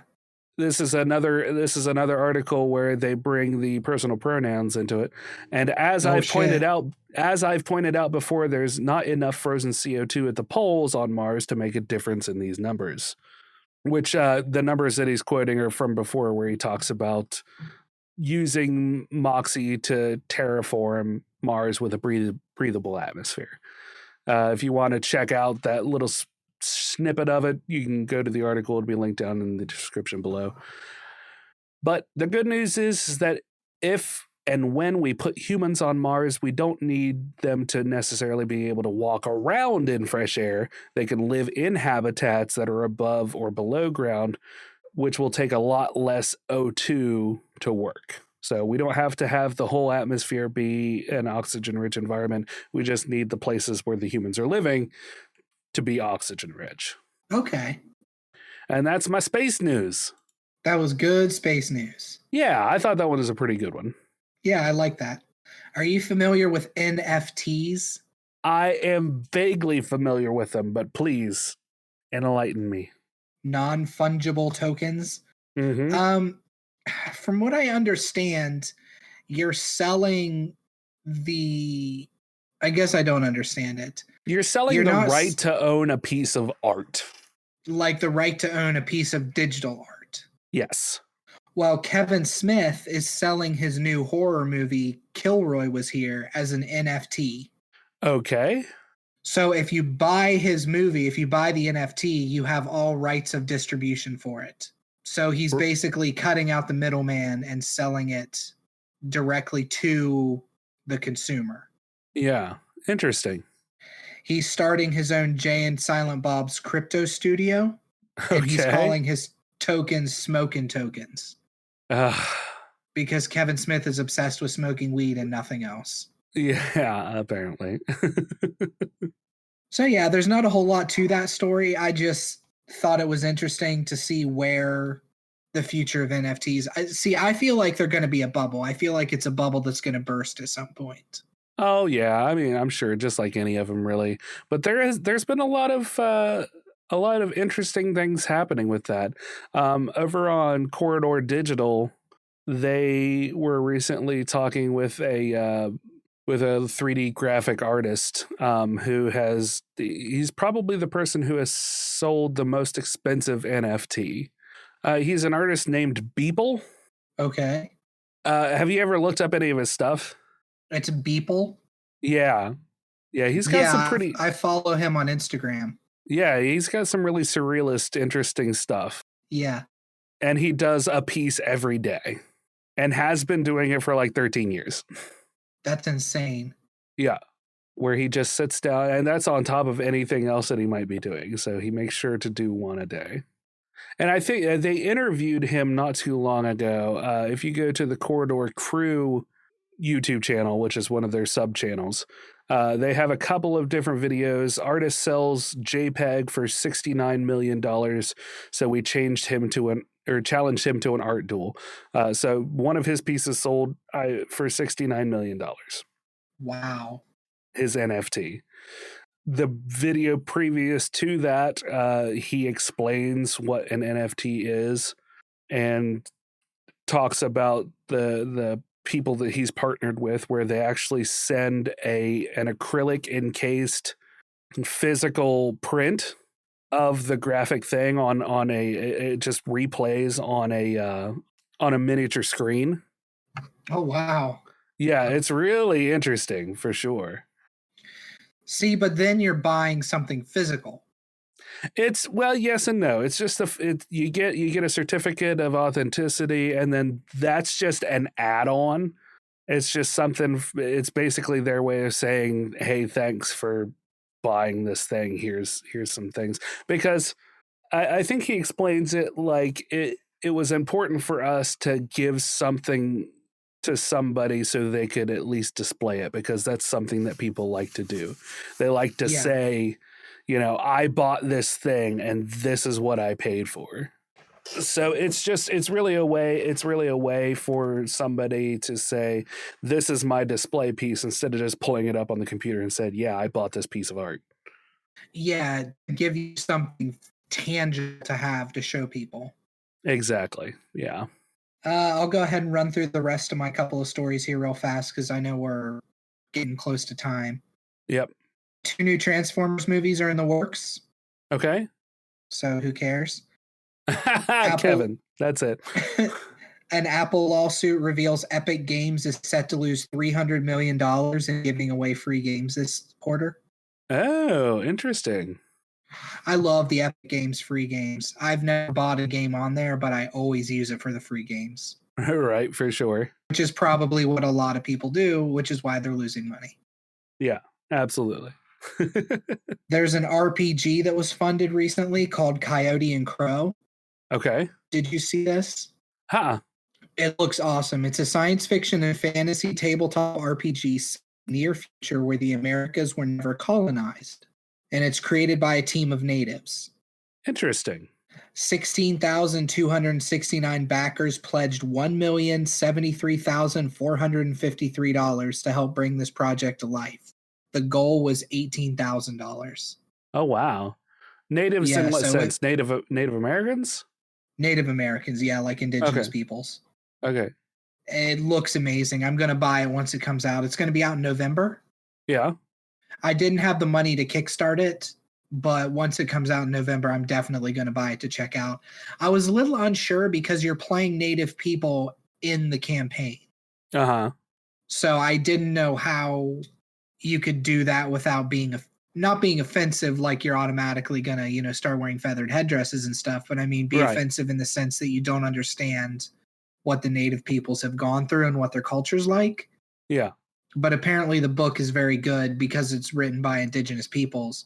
It's written in a way to bring as many people in as possible to show them this world. So, yeah, well, and I mean, that's how you, like, there's a difference between learning about a culture through, an in-depth RPG versus wearing a headdress for Halloween, Yeah, true. That's not appropriation. The first part. The latter part is. I just uploaded the art for it in the big head only.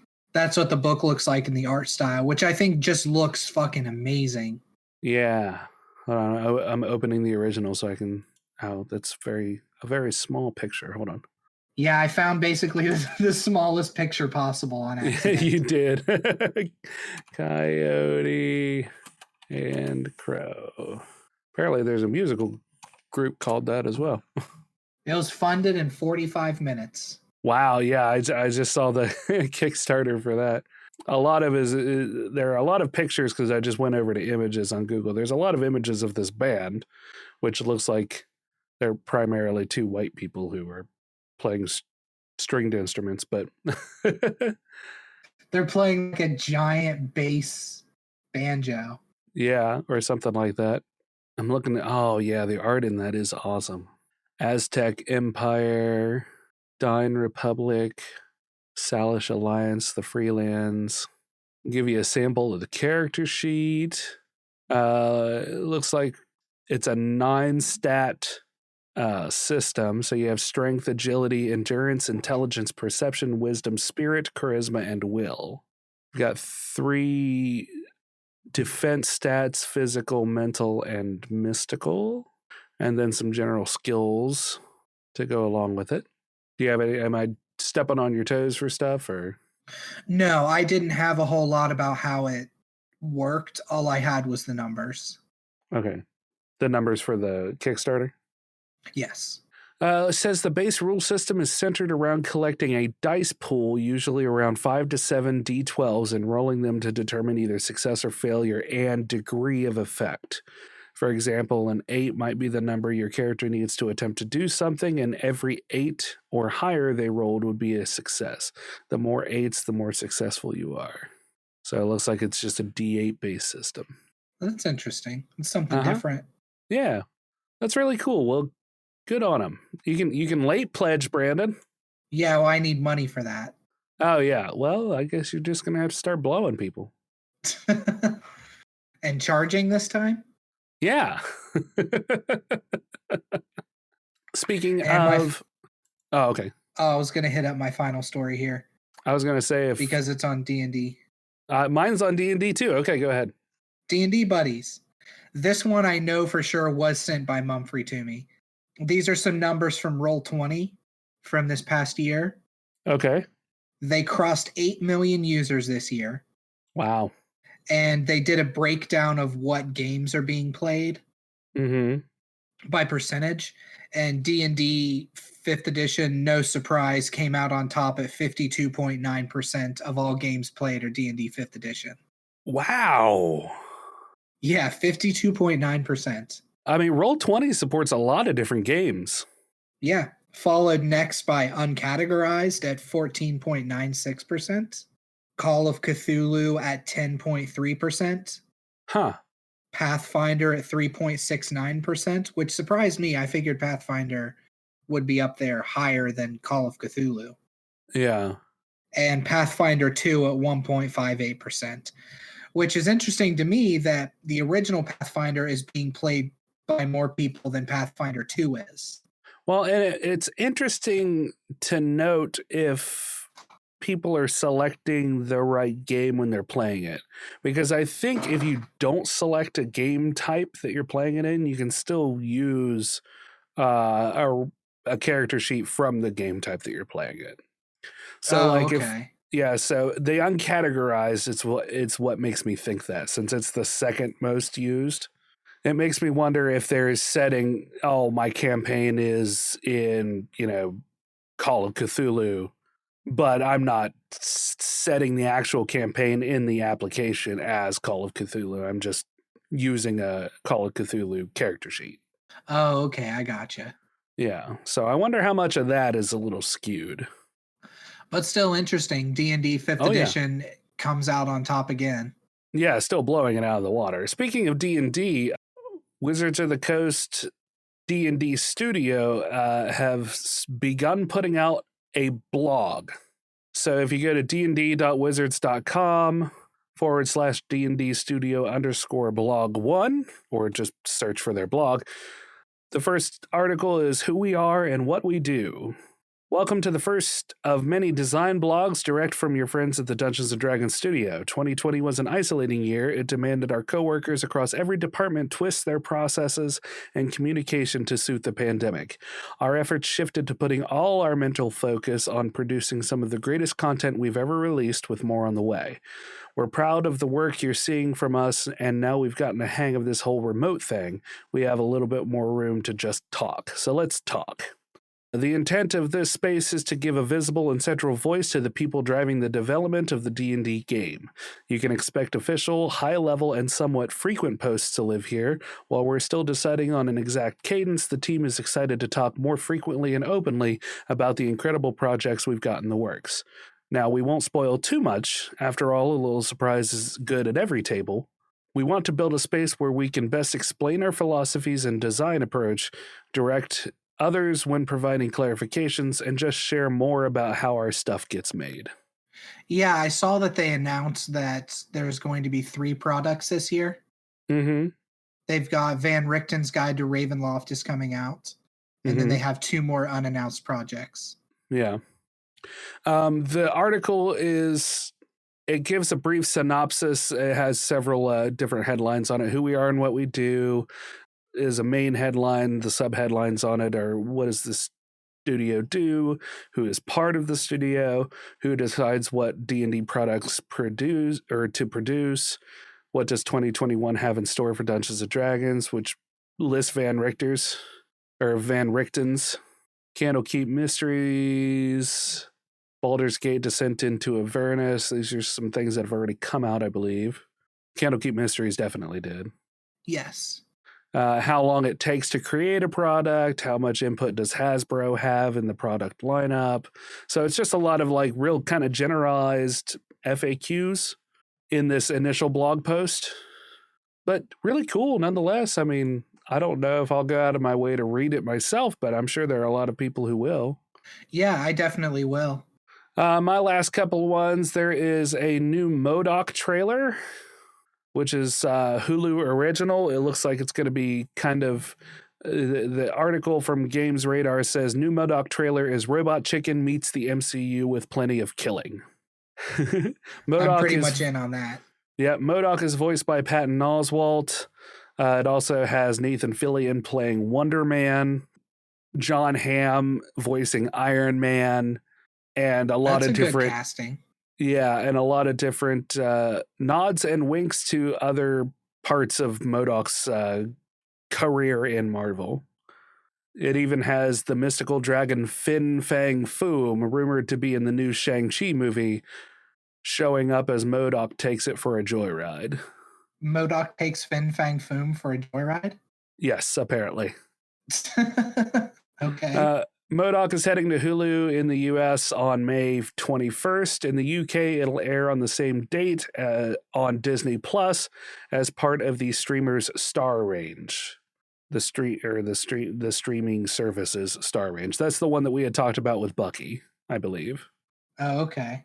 Yeah, where it's like that secondary tier of Disney Plus that is more adult oriented. Yeah. Yeah. Marvel is planning to bring back the Netflix stars from their previous properties, but they are probably going to rewrite the characters as if they're in a different Marvel universe. So same, most of the same actors, but a reboot of the characters. So they're going to... Is this for the movies? May even be the shows.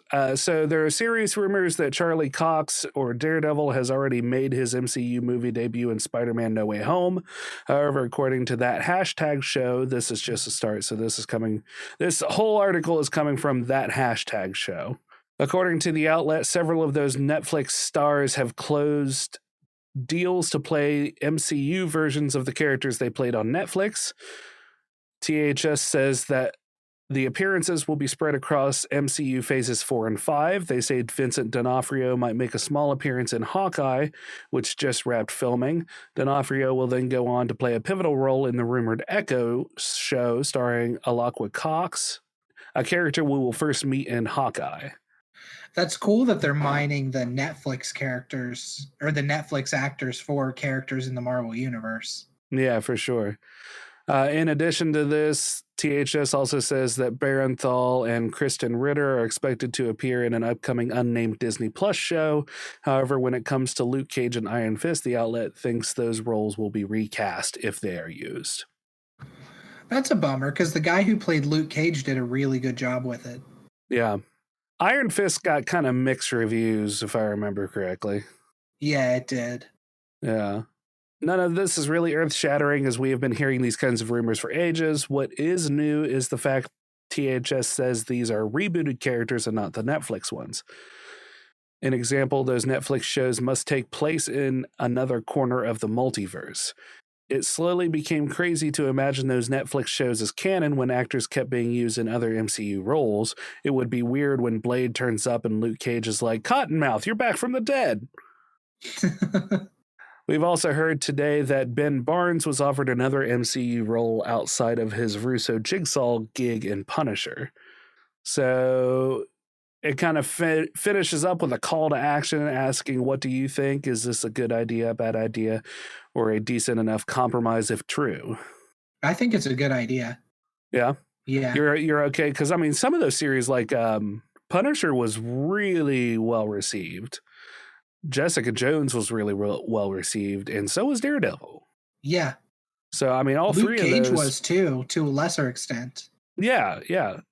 Do you think that they'll depart wholly from the stories that were placed in the Netflix series, or do you think they'll just kind of rehash them? Or would it be a good idea to do so? I think they should just introduce the characters, like with the guy who plays Daredevil. I think they should just introduce him as Daredevil and not do the backstory and all of that. Yeah. Just here's Matt Murdock. He's Daredevil. You guys know who he is. Enjoy. Yeah, that's fair. But I was thinking more of the stuff that they've established in the Netflix series. Because I agree, and I agree with you. I think that it's completely unnecessary to do a background reveal for sure.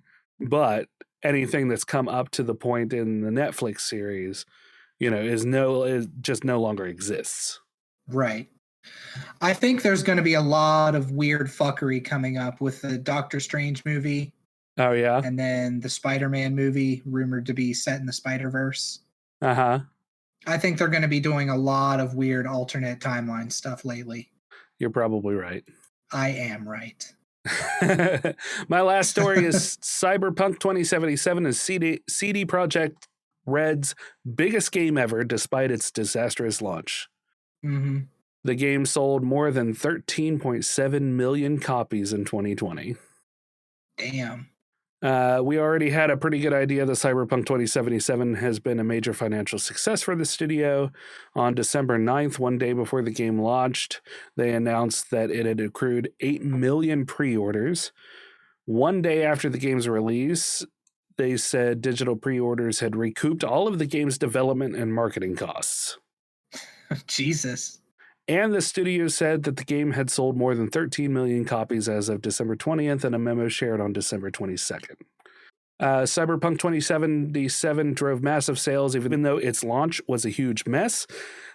The game had bugs and issues on many of the platforms and ran particularly poor on older consoles, forcing Projekt Red to quickly release numerous hotfixes. The game's performance and fan outcry were so bad that Sony yanked the game from the PlayStation Store just 1 week after launch, and months later, it still hasn't returned. Yeah. CD Projekt Red also said Thursday that its hit RPG, The Witcher 3, sold more than 30 million copies, making 2020 the second best year in the game's history with regard to the number of copies sold. Yeah, man. People love The Witcher 3. The Witcher 3 is... I played it for a while and really enjoyed it and then just kind of fell out of it. Yeah.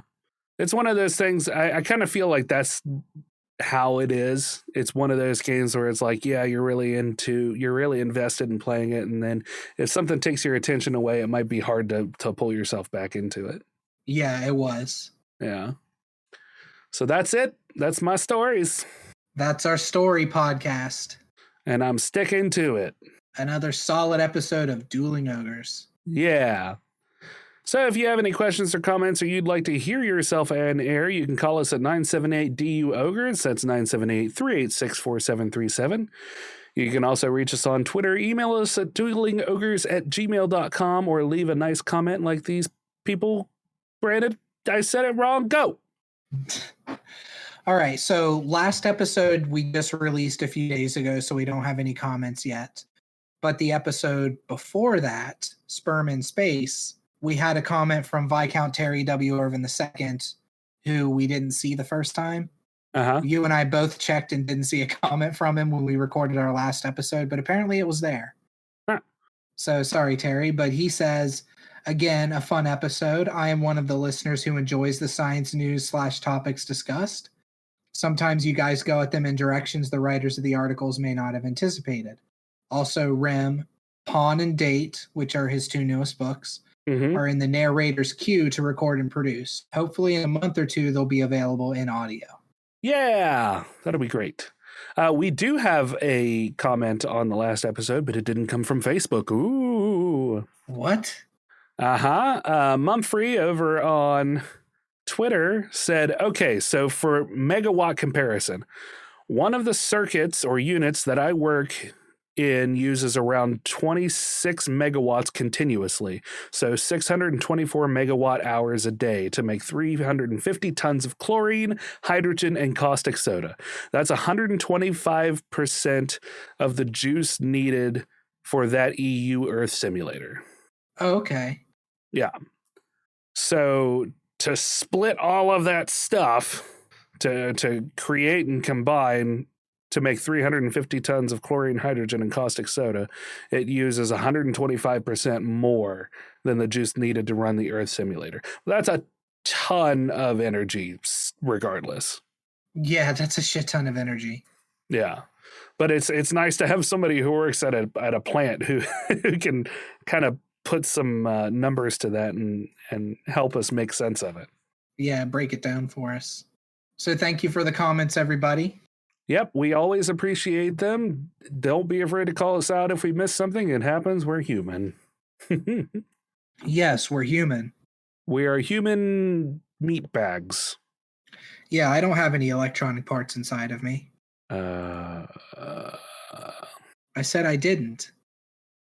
Speaking of other human meat bags, we've got to thank our patrons. Yes. So thank you so much, Jenny James, Ryan, Tatiana, Mumfrey, Diamond Man Stephen Hines, the Reverend Diamond Man Stephen Hines, Real Fat Tony, Heavy No More, Chad Good, and Bucky. Thank you all for your continued support. We love you all, and we will keep thanking you for the rest of time. Mm-hmm. You're all freaking awesome. Yeah, you really are. It's amazing that there's anybody out there who would want to give us money for what we do. Like, is this like cringy fan service or is it good fan service? Do you feel like? I think it's okay fan service. Is it just like, because a lot of people think they're patrons, but a lot of people have a lot more patrons than us, so they don't read off the names. I don't know. Anyone I listen to. So I think we're still in the realm of okay, aren't we? Yeah, we're fine. I wouldn't worry about it. Okay, good. Make sure to subscribe on our website at duelingogres.com for new shows and articles pertaining to some of your favorite geek news. I mean, we keep putting out the podcast. There hasn't been an article for a little while. Yeah. But we have the podcast, so what else do you fucking want? More articles. If you're interested in writing some of your own, though, tell us. Email us. Shoot us a note. We'll publish most anything, so long as it's not political or religion based, I guess. Yeah. I mean, gaming reviews, gaming opinions, whether that be tabletop or not, any geek and sundries of any kind, any nerd related stuff. If you just want to come on and talk about or come on and write about your favorite nerd outs, that's great too. Yeah, feel free. Tell us about the people you've met over the years. Write an expose about which celebrities were good and which celebrities were assholes. Exactly. And finally, be sure to leave us a 5-star review on iTunes or find us on YouTube, iHeartRadio, and nearly anywhere else you can find a podcast. Of course, those iTunes review boost us higher on the cool kids list, because every once in a while I like to pull that old gem out. Oh, it's a good gem too. And until next week, ogres, keep your clubs blunt. And your tusks sharp. Good night.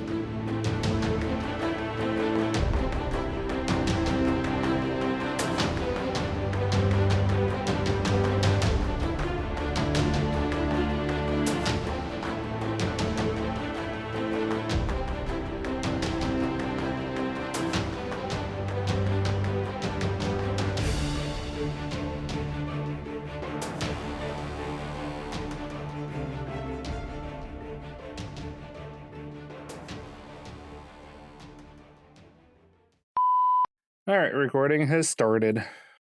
No. Yes. Wah, wah, wah, wah, wah, wah, wah. Wah, wah, wah, wah, wah. Wah, wah, wah, wah, wah, wah. Wah, wah, wah, wah, wah, wah, wah. All right. We're just going to jump right in. Yeah, I'm ready whenever you are. Fuck yeah. Oh, yeah. Do I still sound okay? Yeah, you sound fine. Okay, just wanted to make sure. I adjusted the noise floor, trying to cut some of the stuff out so it would die down quicker. Anyway. Quit fucking with stuff, Remington. Nope, I refuse. I'm gonna keep fucking with stuff until my dying day. Goddamn right. This is coming from Otaku. This is not. It's not. Hold on. This is not Otaku. Sorry. Kotaku. This is perfect. Or at least when we get the episode up. Maybe not next week, but I don't know. We're gonna. I forgot to say. We'll leave this in the outtakes. We have established a cloud workflow through Google Drive, so maybe we'll be able to get them out faster if I kind of start the process for Brandon, and then he goes through the editing process and does that. Because that's kind of where I've run into an issue, aside from like some bullshit happening with the website. Is I come home and I'm so tired that I just don't want to do that slog, you know? Yeah, I can understand that for sure. I 100% enjoy editing the podcast, and it's definitely one of those things that I like to do, but not after I've come off of 7 to 9 hours of moving boxes and talking to people. Yeah. So. Yeah, I mean, that's understandable. And I think that once we start sharing it through our Google Drive, that we can get it done faster. I'm hoping that I can pick up on it pretty quick from my home computer.